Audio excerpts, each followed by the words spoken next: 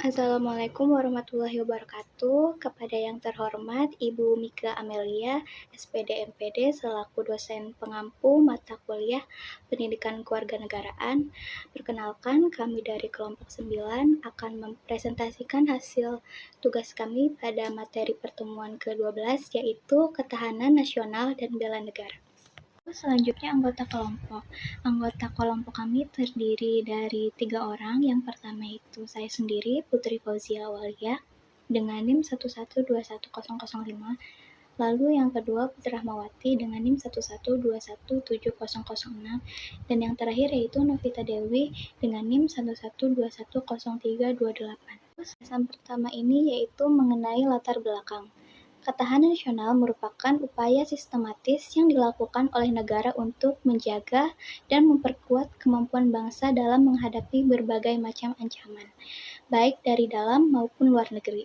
Dalam konteks ini, bela negara menjadi salah satu pilar penting yang berfungsi untuk menumbuhkan kesadaran dan partisipasi aktif seluruh warga negara dalam mempertahankan kedaulatan dan integritas wilayah negara. Keduanya saling berkaitan dan berperan krusial dalam memastikan keberlanjutan dan keamanan negara di tengah dinamika global yang terus berubah. Lalu selanjutnya yaitu konsep dan urgensi ketahanan nasional dan bela negara. Ketahanan nasional atau national resilience merupakan salah satu konsepsi kenegaraan Indonesia. Ketahanan sebuah bangsa pada dasarnya dibutuhkan guna menjamin serta memperkuat kemampuan bangsa yang bersangkutan baik dalam rangka mempertahankan kesatuannya, menghadapi ancaman yang datang maupun mengupayakan sumber daya guna memenuhi kebutuhan hidup. Apa saja jenis-jenis ketahanan nasional? Ketahanan nasional terdiri dari 5 jenis. Yang pertama yaitu ketahanan ideologi yang berfungsi untuk mempertahankan Pancasila sebagai filsafat hidup. Lalu yang kedua, ketahanan politik yang berfungsi untuk menjaga stabilitas politik dan demokrasi Pancasilais. Dan yang ketiga, yaitu ketahanan ekonomi untuk mewujudkan pertumbuhan ekonomi yang berkelanjutan, kesejahteraan rakyat, dan kemandirian ekonomi. Lalu yang keempat, ketahanan sosial budaya. Ini berfungsi untuk memperkuat persatuan, kesatuan, dan identitas nasional. Dan yang kelima yaitu ketahanan pertahanan keamanan. Ini berfungsi untuk menjaga kedaulatan negara, keutuhan wilayah, dan keselamatan rakyat. Lalu adapun beberapa faktor pendukung ketahanan nasional, diantaranya yang pertama adalah pendidikan dan pengetahuan. Faktor ini membuat masyarakat berpendidikan mampu memahami nilai bangsa dan berkontribusi positif pada pembangunan nasional. Lalu yang kedua yaitu faktor kesehatan. Faktor ini menjadikan masyarakat sehat, lebih produktif, dan berkontribusi pada ekonomi, pertahanan, dan sosial budaya. Lalu yaitu faktor ekonomi stabil. Faktor ini menciptakan rasa aman dan sejahtera, memperkuat berbagai aspek pada ketahanan nasional. Lalu yang keempat yaitu faktor keharmonisan sosial. Faktor ini menjadikan masyarakat rukun dapat menyelesaikan konflik damai, memperkuat ideologi, politik, dan sosial budaya. Dan yang terakhir yaitu faktor kepemimpinan yang kuat. Faktor ini menjadikan pemimpin visioner membawa bangsa ke arah yang lebih baik dan mewujudkan cita-cita nasional. Bela negara sebagai upaya mewujudkan ketahanan nasional. Dalam Undang-Undang Nomor 3 Tahun 2002 tentang Pertahanan Negara, Pasal 9 Ayat 1 menyebutkan bahwa setiap warga negara berhak dan wajib ikut serta dalam upaya bela negara yang diwujudkan dalam penyelenggaraan pertahanan negara. Dalam Undang-Undang Nomor 3 Tahun 2002 menyebutkan bahwa upaya bela negara adalah sikap dan perilaku warga negara yang dijiwai kecintaannya kepada NKRI yang berdasarkan Pancasila. Pengertian bela negara. Bela negara adalah sebuah perilaku dan sikap dari warga negara yang dijiwai oleh kecintaannya kepada NKRI dengan tujuan mempertahankan negara agar tetap terjaga.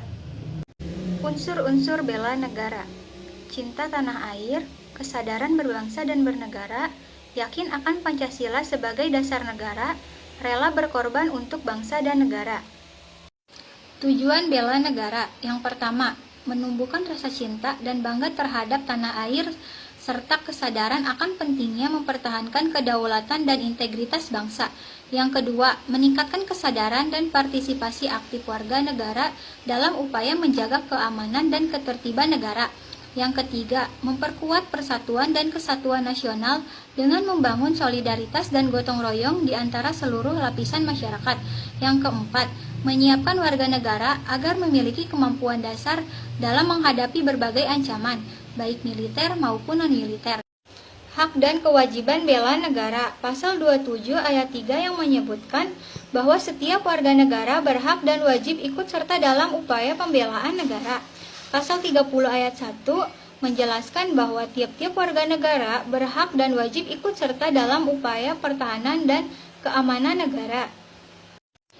Contoh bela negara dalam kehidupan sehari-hari, menghargai ragam budaya, mentaati setiap peraturan yang ada, saling menghormati antar sesama.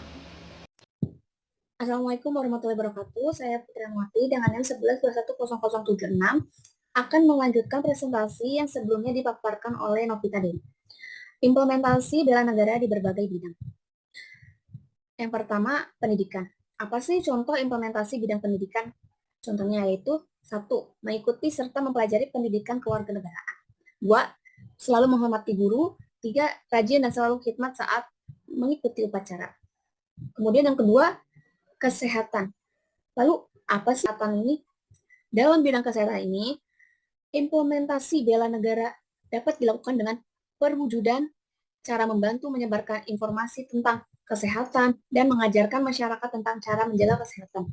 Selain itu, kita juga bisa membantu mendukung program-program kesehatan yang ada di daerah kita. Bela negara di bidang ekonomi yaitu mencintai dan membeli produk-produk dalam negeri yang berkualitas untuk UMKM. Yang keempat, implementasi bela negara di bidang pertahanan dan keamanan. Yang pertama, memperkuat alat utama sistem pertahanan atau alutsista untuk menjaga pertahanan keamanan tetap terjaga dan mengajak seluruh warga negara Indonesia untuk turut wujud cinta tanah air. Kemudian, implementasi bela negara di bidang lingkungan hidup atau lingkungan masyarakat, yaitu meningkatkan dan menerapkan sikap tegang, dan rasa saling tolong-menolong dengan masyarakat lainnya. Kemudian, bekerja berdasarkan prinsip gotong royong menjaga kebersihan lingkungan. Lanjut, tantangan dan ancaman terhadap ketahanan nasional. Yang pertama, ada globalisasi. Yang kedua, ada terorisme. Yang ketiga yaitu konflik sosial dan politik. Kemudian yang keempat yaitu krisis ekonomi. Kemudian strategi penguatan ketahanan nasional. Yang pertama, penyuluhan dan sosialisasi ketahanan nasional. Yang kedua, peningkatan kualitas sumber daya manusia. Yang ketiga, penguatan sistem pertahanan dan keamanan. Yang keempat, pembangunan ekonomi yang berkelanjutan. Yang kelima, pelestarian lingkungan hidup. Kesimpulannya, peran semua elemen masyarakat dalam membangun ketahanan nasional sangatlah penting. Tanpa partisipasi aktif dari seluruh lapisan masyarakat, upaya untuk memperkuat ketahanan nasional akan terasa kurang efektif. Oleh karena itu, mari dengan menjunjung tinggi nilai-nilai persatuan, gotong royong, dan kecintaan terhadap dari setiap individu dan kelompok dalam masyarakat, kita dapat mengatasi tantangan dan menghadapi kedaulatan dan keberlangsungan negara Indonesia. Terima kasih. Mohon maaf jika ada kesalahan dalam menyampaikan materi. Sampai jumpa di presentasi berikutnya. Assalamualaikum warahmatullahi wabarakatuh.